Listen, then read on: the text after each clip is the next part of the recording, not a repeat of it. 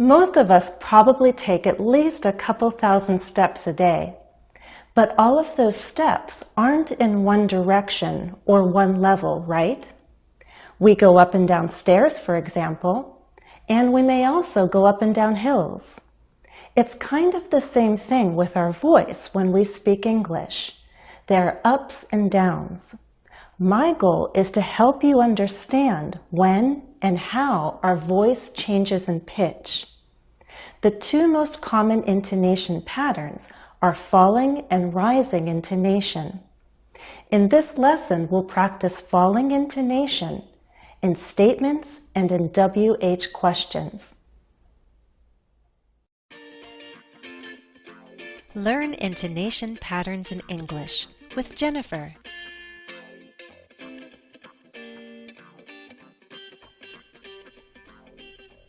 Our voice falls at the end of a sentence or any time we wish to express finality and certainty. I just gave you an example. We use falling intonation for statements. I enjoy music. I can read musical notes. The difference between those two sentences is that with music, I have two syllables to work with. Music, music. I'm going up in pitch on mu and then down in pitch on zik. In other words, I'm going up on a stressed syllable and then I use the following unstressed syllable to step down. Music.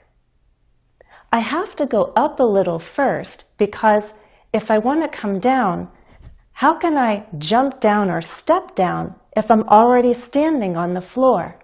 So I have to go up a little in order to come down. I enjoy music. I enjoy music. I'm making this key change in pitch on the word music because that's my focus word, the word that receives the most stress. The verb enjoy is a content word. It's stressed, but I can't stress enjoy and music equally. It wouldn't sound natural. Let me try. I enjoy music. I enjoy music. Sounds unnatural. I have to give stress to one of my content words. That's my focus word, and usually it's the final content word in a sentence. I enjoy music. I enjoy music. When we have two or more syllables to work with, as in music, our voice can step down. It's a bit easier to change our pitch. But with a word like notes, there's only one syllable, so we can't step down. Our voice has to glide or slide downward. The syllable is long enough for us to change that pitch. But again, we have to go up a little first in order to slide or glide down. Notes. I can read musical notes. I can read musical notes. Notes. Go up a little and glide down. I can read musical notes. I can read musical notes. My pitch changes on the word notes. That's the final content word, which makes it the focus word of the sentence. I can read musical notes. I can read musical notes. I can read musical notes. Does every sentence have only one focus word? Well, if you've watched my oral reading fluency series, you know about thought groups. Longer sentences break into thought groups. Each thought group has its own focus word, so we say each thought group with one intonation pattern. We're starting with shorter sentences so you can master one intonation pattern at a time. Later, we'll work with longer sentences. We also use falling intonation in WH questions. Those are questions for information, and they begin with words like when, why, how. Listen. When is the performance? When is the performance? Who sang that song? Who sang that song? Again, you hear me either stepping down or gliding down in pitch. Try repeating sentences after me. First, we'll step down from a stressed syllable. I'll say each sentence a few times before asking you to try. Jason is a talented rapper. Jason is a talented rapper.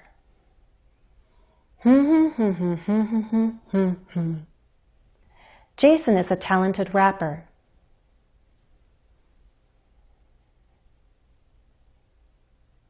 I play the piano. I play the piano. Piano. I play the piano. When did you start playing the saxophone? When did you start playing the saxophone? Saxophone.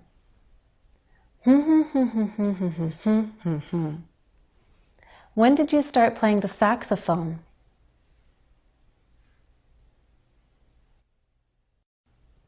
That's an accordion. That's an accordion. Accordion. That's an accordion. Who owns a xylophone? Who owns a xylophone? Who owns a xylophone?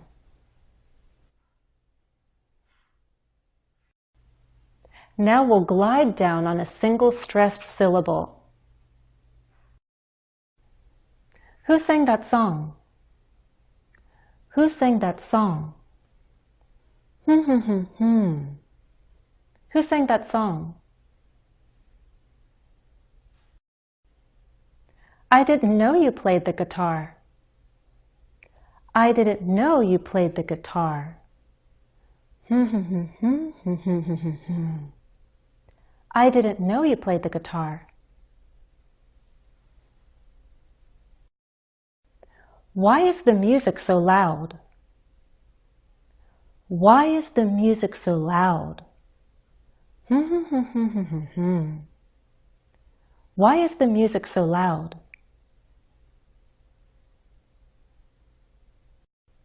Their new album is really good. Their new album is really good. Their new album is really good. When do they go on tour? When do they go on tour? When do they go on tour? Remember to review on your own. Compare your speech to mine, so record if possible. Here are the 10 sentences again. I'll say each one only once this time. Jason is a talented rapper. I play the piano. When did you start playing the saxophone? That's an accordion. Who owns a xylophone?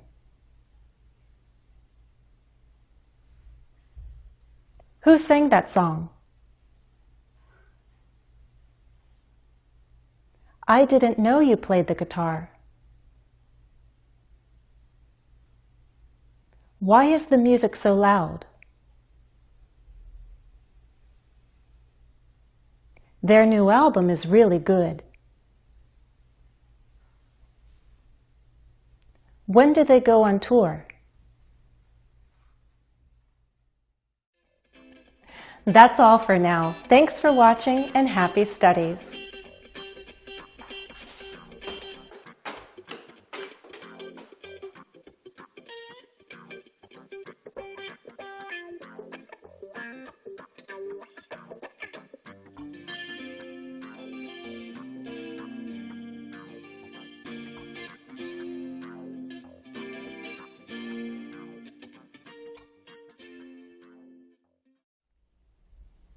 We have a basket of small musical instruments, and I almost forgot that we have this, a slide whistle.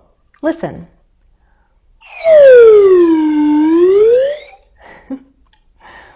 Do you hear how smoothly the sound changes from a high pitch to a low pitch to a high pitch? It's very different from the sounds we get from a keyboard. Listen and compare.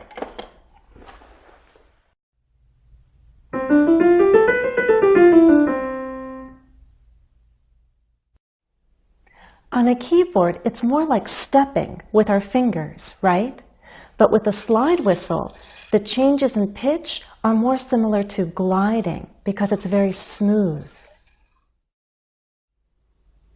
In our first lesson, we talked about stepping and gliding. We focused on falling intonation, and that's an important intonation pattern to learn because without it, you won't sound certain, you may not sound confident, and people won't know when you're finished speaking, so it's worth learning.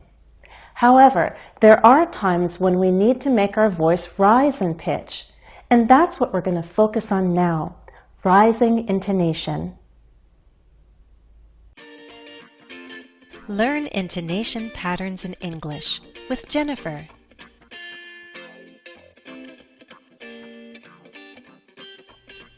Rising intonation is used with many questions, especially yes-no questions. Those are questions that can be answered with a simple yes or no.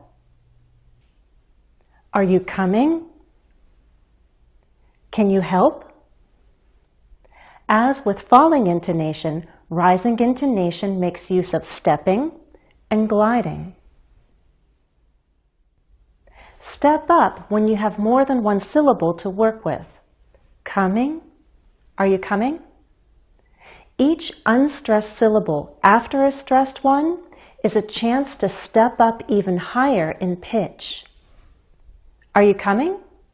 Are you coming? Are you coming now? Are you coming now? Are you coming anytime soon? Are you coming anytime soon? Notice how those adverbs of time are not stressed. They're content words, but the verb is the more important word, so I place emphasis on coming. Are you coming now? Are you coming anytime soon? We glide up when we have only one syllable to work with. That's one stressed syllable and no following unstressed syllables. Can you help? Both with stepping and gliding, there's a bit of a drop before we rise. Listen again. Are you coming? Are you coming? Can you help? Can you help? Rising intonation can express doubt, uncertainty, and incompletion.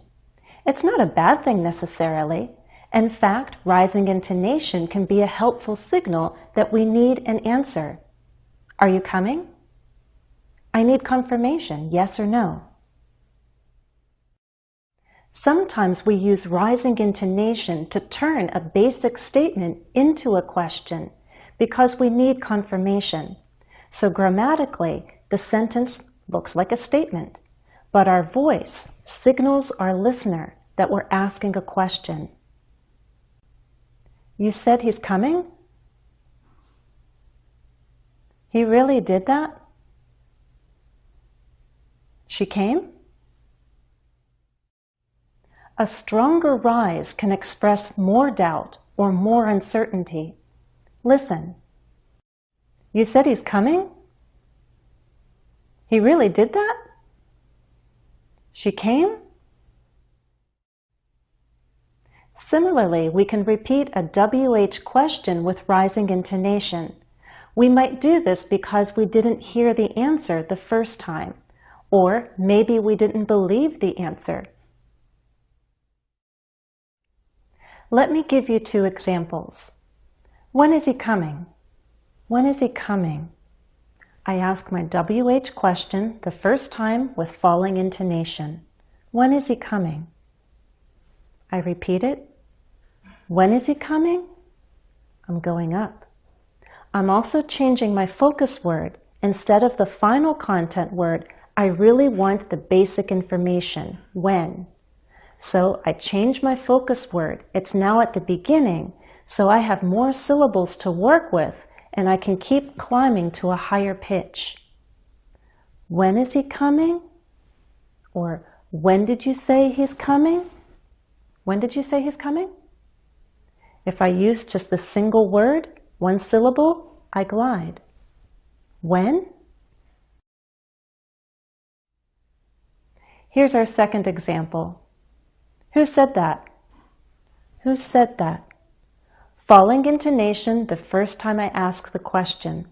But if I repeat it, who said that? Who said that? Rising intonation. I also change the focus word the second time. I'm emphasizing who, and all other words take me higher in pitch. Who said that?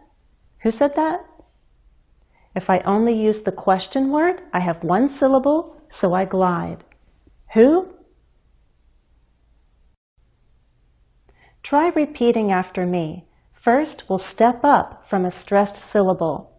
Listen for the drop before we rise. Did you learn it? Did you learn it? Did you learn it?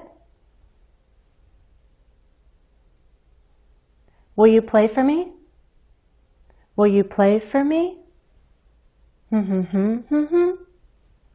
Will you play for me? Are you going to perform in the concert?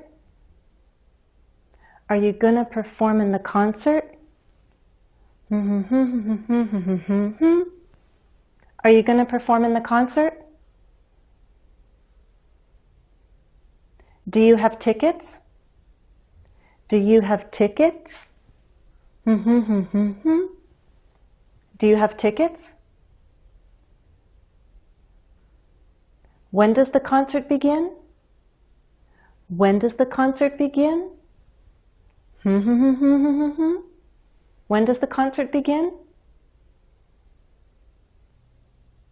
Now we'll glide up on a single stressed syllable. Listen for that little drop before we rise.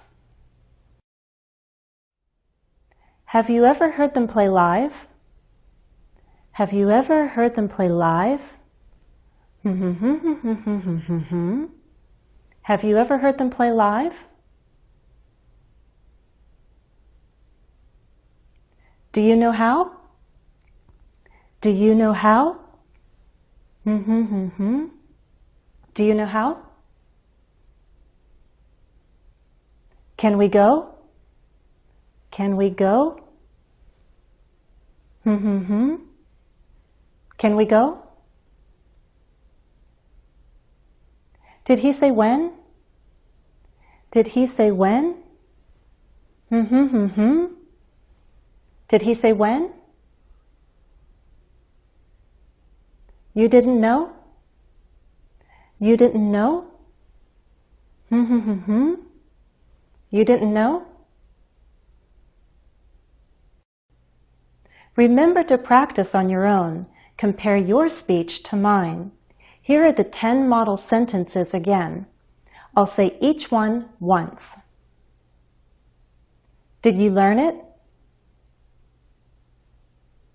Will you play for me?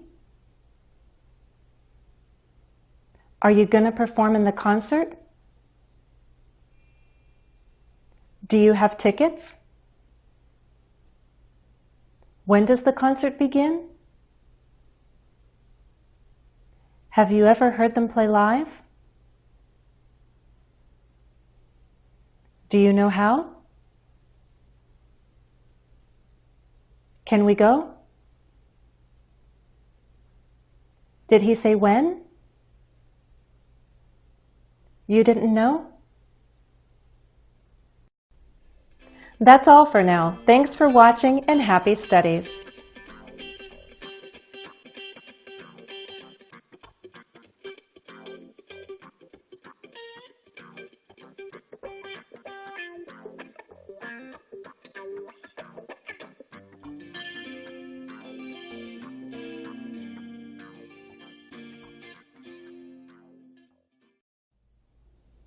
Here's a quick exercise.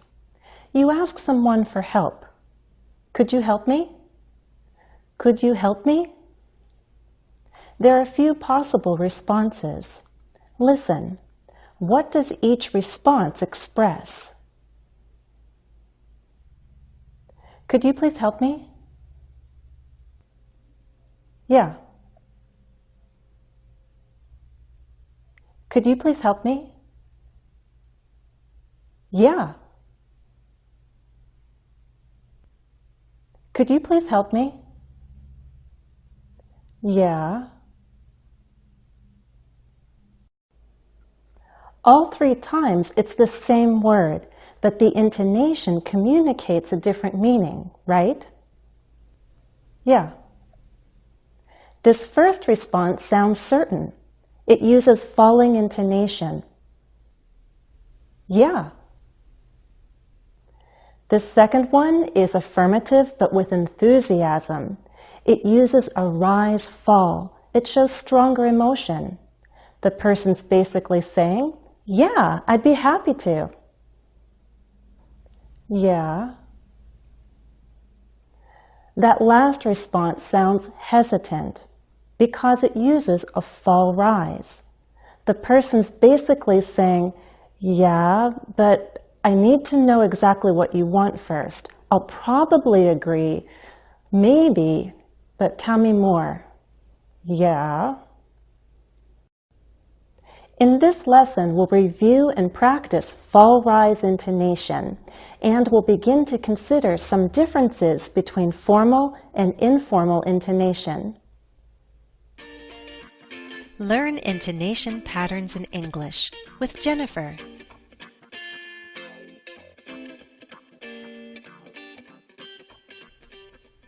In our previous lesson, we practiced a fall-rise intonation pattern. It's when our voice drops from a higher pitch to a low one and then rises a little, as in, yeah, yeah. I explained how we use the fall-rise intonation pattern a few different ways. We can use a fall-rise after introductory words and in the middle of a sentence to signal that there's more to come. Here's an example.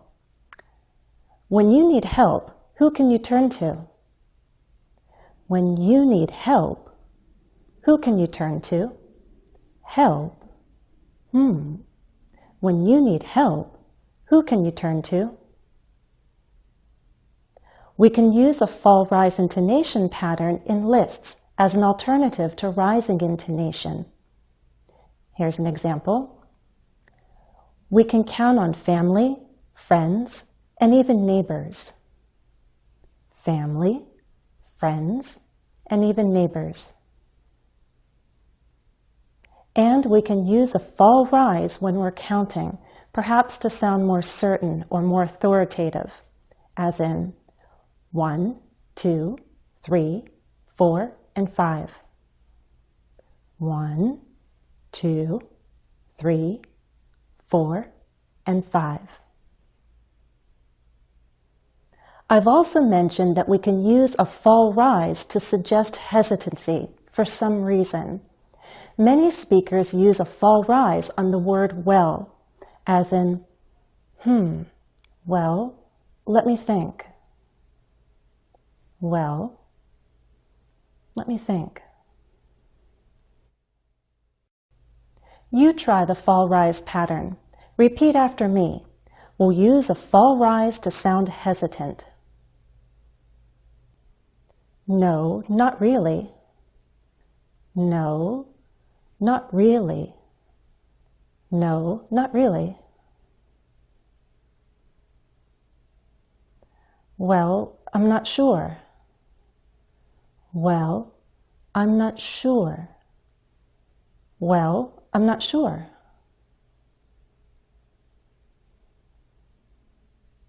She may say yes, but don't count on it. She may say yes, but don't count on it. She may say yes, but don't count on it.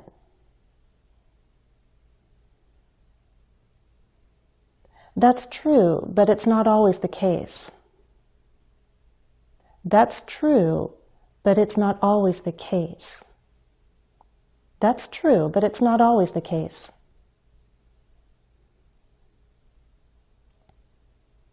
I can help, but only if it's in the morning. I can help, but only if it's in the morning. I can help, but only if it's in the morning.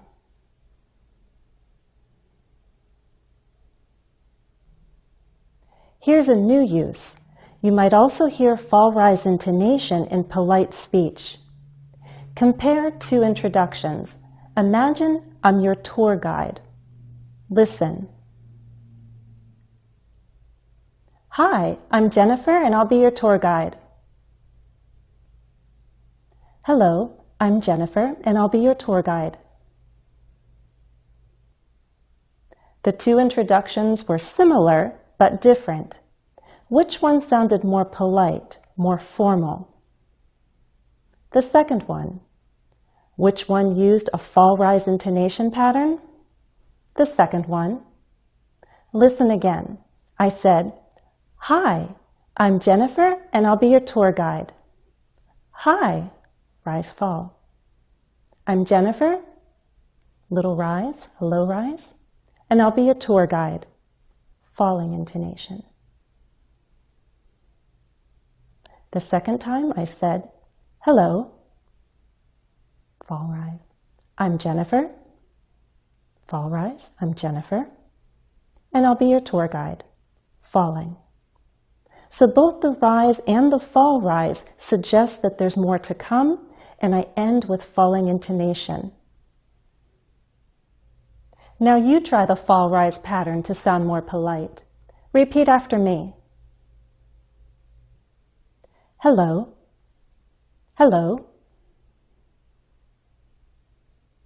Good morning. Good morning. Who's next, please? Who's next, please? Where could I find Mr. Taylor? Where could I find Mr. Taylor? Excuse me, what time is it? Excuse me, what time is it?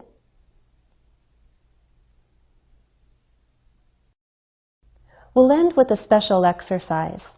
Here's a text. As you can see, it's not complete. Feel free to pause and write down your own ideas to complete it.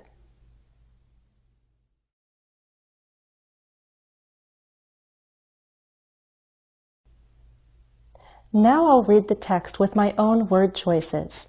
But first, let's look together and decide where could we use a fall-rise intonation pattern. In these places. Remember, a fall rise can suggest that there's more to come. Our thought is not finished yet. We could also use a low rise, some rising intonation, also to suggest that there's more to come. But we're going to practice this text with fall rise intonation in these places. I like to play the piano. Sadly, I only have a keyboard. What's more, I don't have much time to play. I wish I could play my music more often, but I guess I should just make the time. It's your turn now. Practice reading the text with your own ideas, but be sure to practice the fall-rise intonation pattern in the right places. That's all for now. Thanks for watching and happy studies.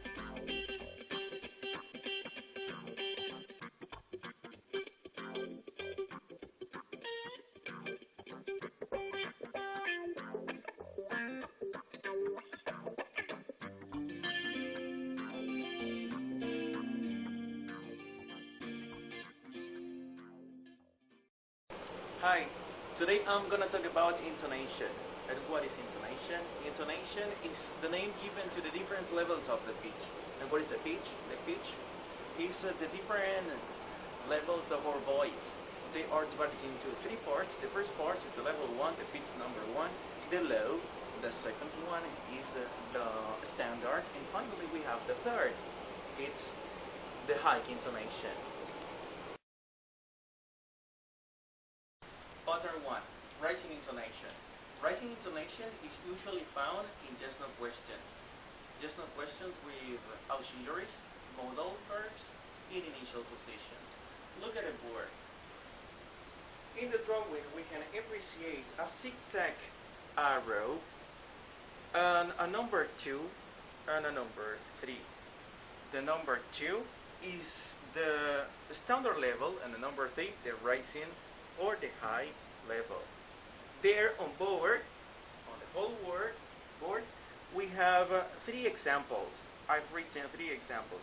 In the first, with the verb to be, I underlined are you. So I recognize the verb and the pronoun. Then I go up until the end of the phrase. I separate down by writing the number 2, the standard level, and the number 3, the high level. In the second phrase, can we go to cinema? I separate the verb can and the pronoun we. We go up, turn right till the end of the phrase. The number 2 means the standard level, and the number 3 the rising intonation or the high level. Finally, we have with the auxiliary do. Do you get it? The number 2, the standard level, and finally the ending part, the complement with the high level.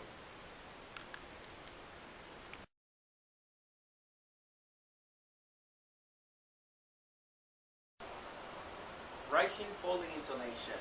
Look, here we have in the drawing 1, number 2, that indicates the initial position. 2, number 3, they indicate the content word, and finally the number 1, the final position. The rising, falling intonation is used for WH questions or information questions in long or short version. In short, we have in the first example the question, what time? We divide the WH part in what? We go up and then we fall down. In the first part, we mark the number 2, the initial position,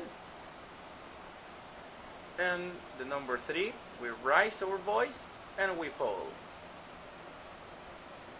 Number 1. So, what happened with the long version? We mark what, we go up, we mark the word time, the content word, we go ahead, below the verb and the article is and the, go up and fall down one more time. So it shows the initial position, 2 content words, right? And finally, the falling down intonation. The same with the second exercise. How? We go up and down. 2, 3, and number 1. How much? In the long version, WH word, we go up, and we skip this part with much, the content word. We go below the verb and the article till the end. We go up one more time, and finally the rising part with the falling part. So the final position, marking the standard or the initial position, the content words as much and book are, and the final position. Number 3. How often? The number 2, the WH part in the shorter questions. Often, the following intonation. But if we get the following intonation, we have to get the summit. In this case, it's the number 3. showing the constant word. In this case, is often. In the long version, we have how often do you run? We mark the W question as the first part, but we can decline in this part. We finish this as a little rectangle. In this case, we don't have any verb. We have the auxiliary. And in this case, run is the constant word. At the same time, it's the verb we decline. So we mark number 2, the voice, the pitch of the level of the voice, the pitch is the number 2, the standard level, the number 3, as we know, the high level, and the falling part.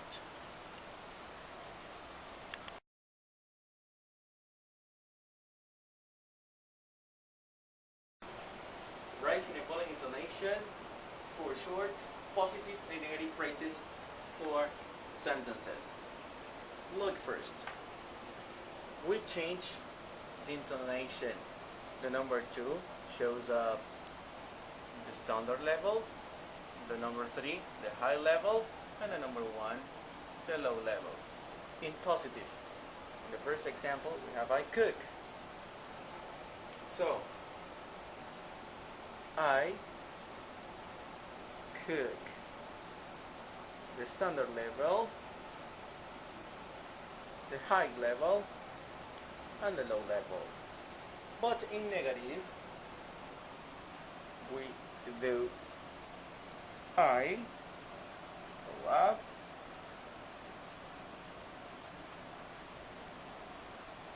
don't cook.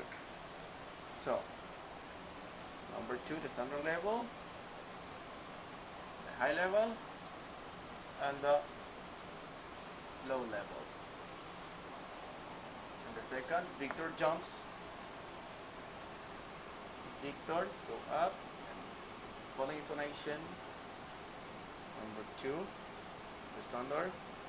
Number 3 we raised our voice, so Victor jumps. In this case is high level, and finally at the end the low level. We start with Victor, raise our voice, it does not, and then jump. Victor with the standard voice, so with the standard level of our voice. The number 3 we raise our voice, so the high level, and then the low. Finally, JB sings well. JB sings well. The number 2, number 3, and the number 1. The first part shows up our voice in a standard position, in a standard intonation. We raise our voice to say the verb, and finally we raise our comment. 1B, or one direction, doesn't do it. A standard voice, high voice, and it declines.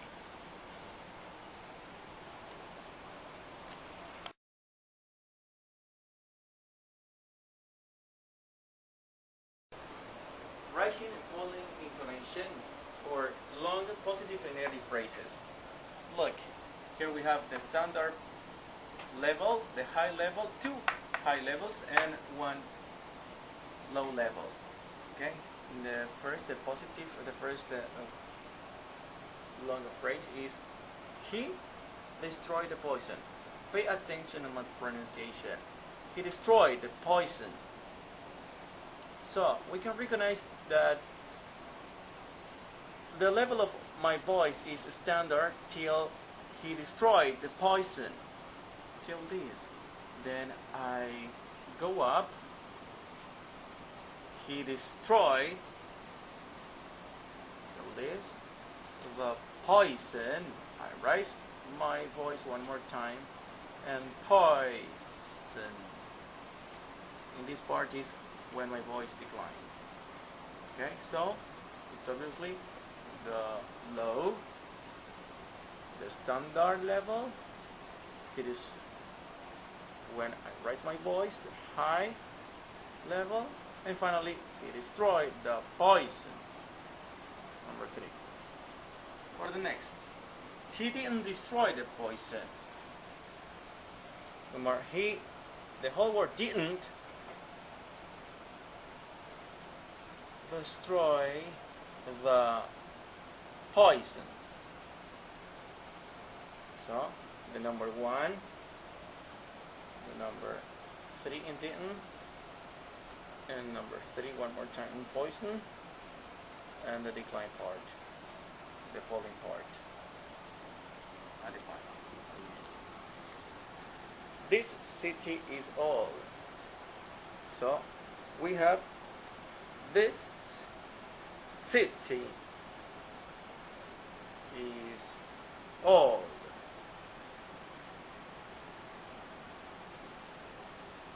Standard, high level to high level. The city is old. And the falling part. I don't cook well, so I don't. The part of don't. Cook well. The falling part, well. So it starts with from a high level till the end it's falling down little by little. So I don't cook well. Here we have one more time of a high intonation and the standard level, like this. He explained the situation. So he explained the situation. Standard, too high, and one falling. I wasn't disappointed with Sophie. I wasn't disappointed with Sophie.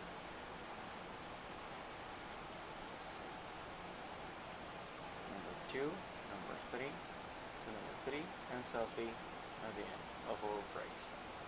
Thank you.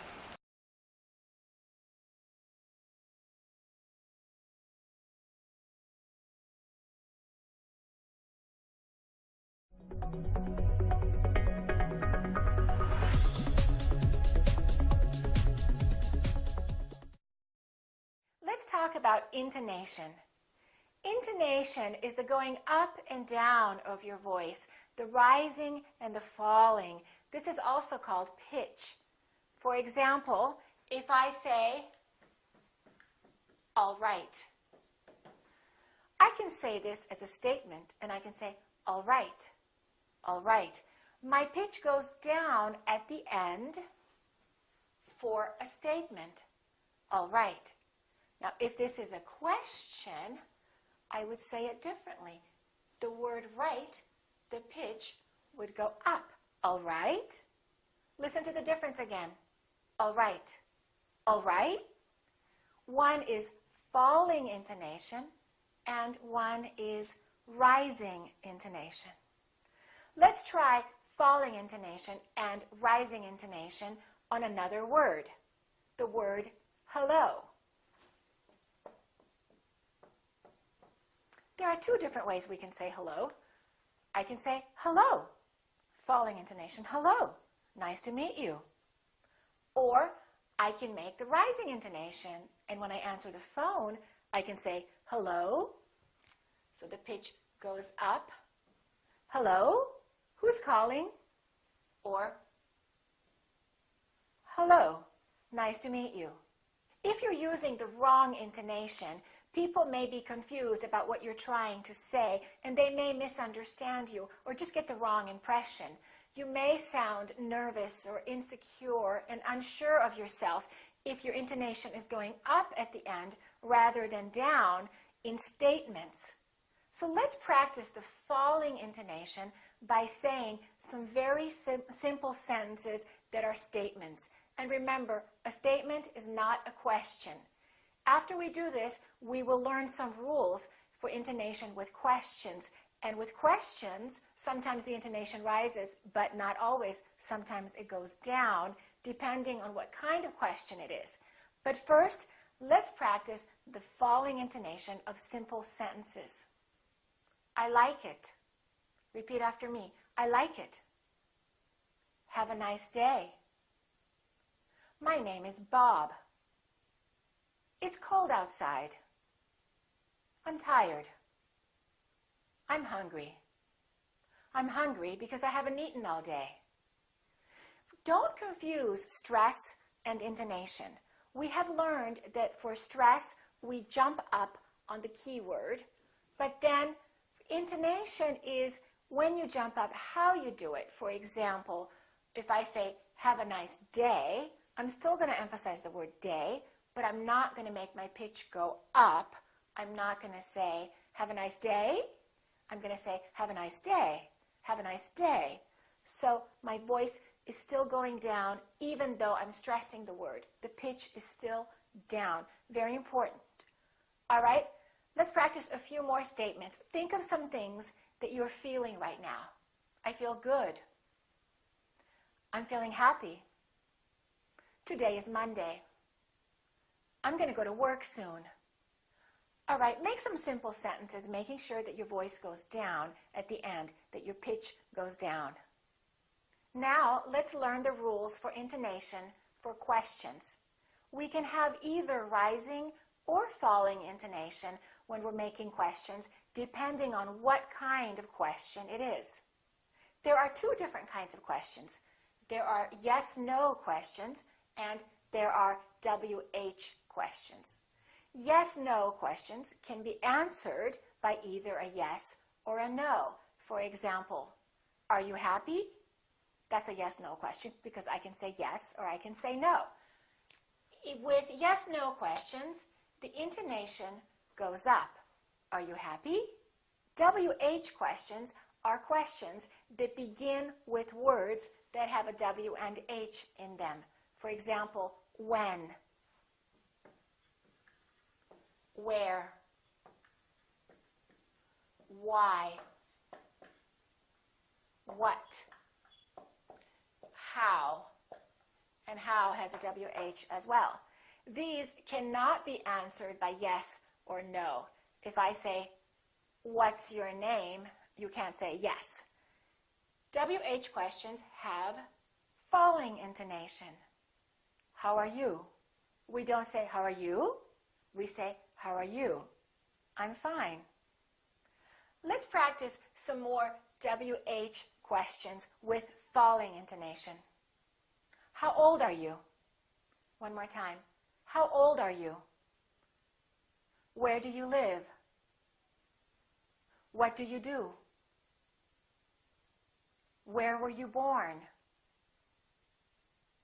How did you do that?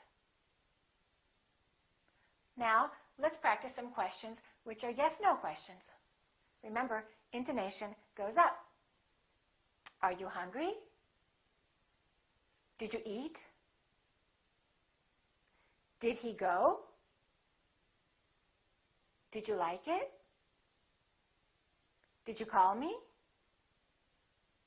Okay, now we're going to practice some sentences that will have questions with both rising and falling intonation. You will hear pairs of questions. The first one is a yes-no question, and the second one is a WH question. Notice how the intonation changes. Are you angry at me? One more time. Are you angry at me? Why are you angry at me? Why are you angry at me? Is it hot in there? Is it hot in there? Why is it so hot in there? Why is it so hot in there? Did you get there late? Did you get there late?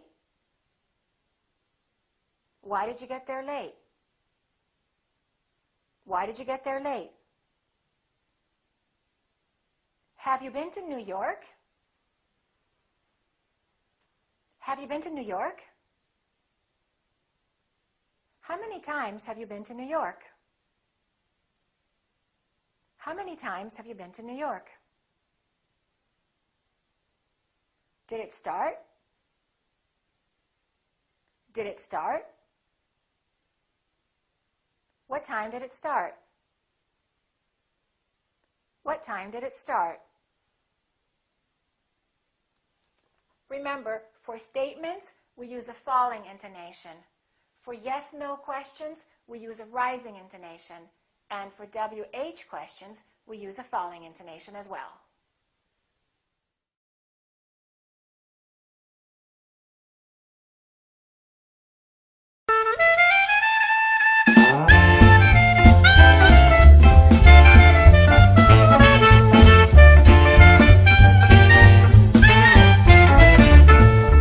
Hey everyone, Chris English here, and today's lesson is going to be on the 5 tones of English.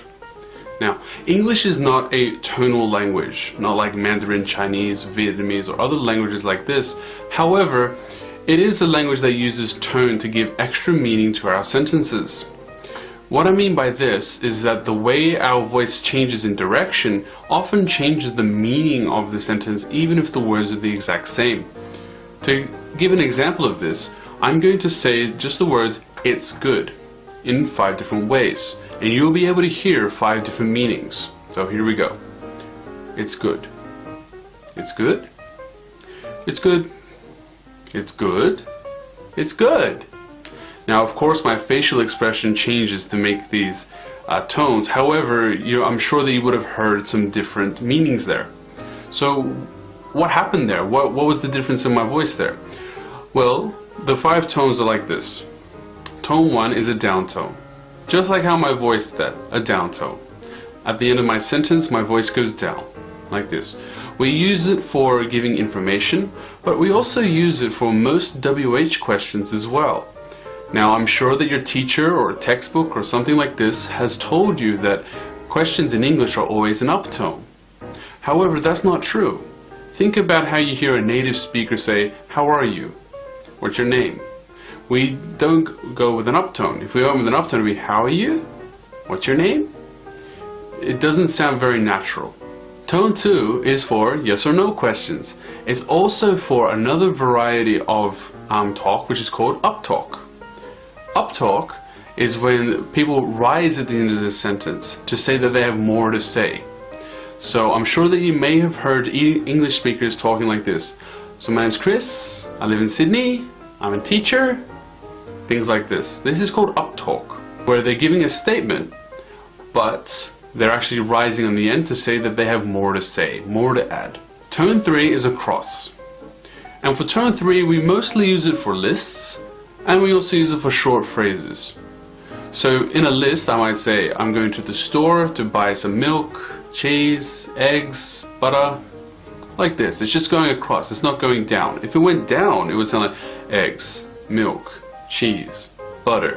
It would sound quite strange compared to eggs, milk, cheese, butter, like this. Tone 4 is the second most used tone in English. Tone 4 is a down-up tone. So your voice goes, like this. And we often use it to show reservation. We sometimes use it to show we still have more to say, similar to uptalk. However, the most common usage is for reservation. So one of the ways I teach my students to use tone 4 is with the words however or but or something like this. I'll give an example. Imagine your teacher checks your homework. She gives it back to you and she says, "It's good." You expect a however after that. And oftentimes when we say however in English, we do use tone 4. However, like this. Tone 5 is emotion. Now, we use tone 5 either when we're happy, when we're sad, when we're angry, but we use it to add more emphasis to what we're saying. So instead of saying, "It's good," which is tone 1, we say, "Oh, it's good," like this. Our voice goes up and down, "It's good," like that. Of course, a native speaker of English doesn't always raise their voice that high. I'm doing this to add emphasis for you guys. More often than not, it's going to say like, oh, it's really good, yeah, I really like it, wow, like that. Today's word of the day is furthermore. We often use furthermore to introduce another reason for something or another example to support an idea, especially when we're writing. So when you're writing an essay, perhaps you're listing reasons to support one of your ideas. First you would say first, you might say secondly, then you would say in addition, and then furthermore. You can use furthermore earlier, but I like to use that for my last reason. Thanks for watching today, guys. Don't forget to like and subscribe, and please leave any comments below if you have any questions about today's lesson or would like to make any comments. Thanks very much, guys.